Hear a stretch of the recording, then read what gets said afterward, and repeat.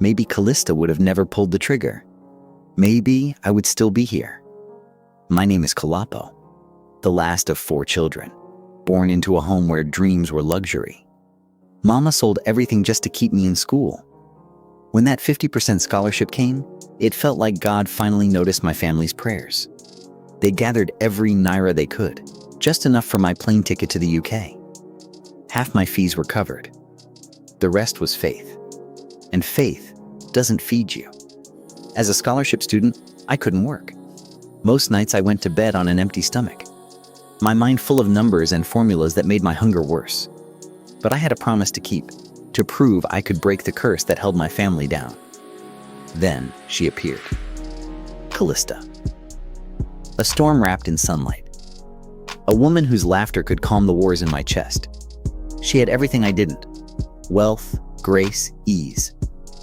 But she looked at me like I was everything she'd been missing. She became my strength, my peace, my mirror. When I felt invisible, her love made me real.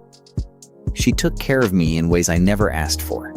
Food, clothes, warmth, and I swore to match her love with loyalty. But love is never that simple, is it? It's fragile. And sometimes the people we love start fighting battles that never existed. Calista's cousin, Brenda, she was her opposite. Loud, playful, always teasing me. We laughed too easily, maybe too often. She'd stop by campus to check on me whenever Calista was busy. She reminded me of home, that Nigerian mischief. That way we joke even when life's breaking us. Maybe I let her get too close. Maybe my smile lingered longer than it should have. But my heart never wandered. Not once. Still, Calista started changing. Her calls turned into questions. Her eyes searched mine for ghosts that didn't exist. And one afternoon, she saw us. Brenda and I, at the mall. We were standing close, whispering, laughing. And I slipped her a small envelope. From a distance, it looked wrong. But she didn't ask. She just walked away. And with every step, I could feel her heart closing like a door I'd never open again. That night, she didn't pick my calls. Not the next day. Not the one after. I thought maybe she needed space. I didn't know she needed answers. Then came the morning of my final exams. I woke up early, dressed neatly, and held that same little envelope in my hand. Inside was the note Brenda helped me design. The words, simple, trembling with hope. Will you marry me, Calista? I wanted to propose after my papers, to prove that love could rise from struggle and become something beautiful. But love had other plans. She came to my hostel, her eyes red, her hands shaking. A gun glinting like a secret she'd been hiding too long. Why Kolapo, she asked. Her voice cracked like thunder. Before I could speak, the shot rang out.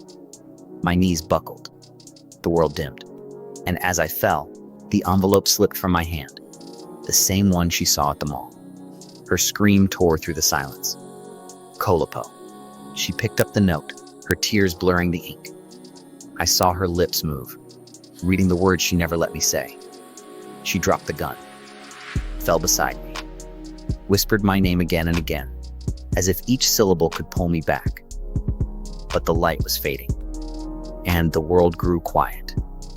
If love could speak before it dies, maybe Calista would have never pulled the trigger. Maybe I would still be here. And maybe she would too.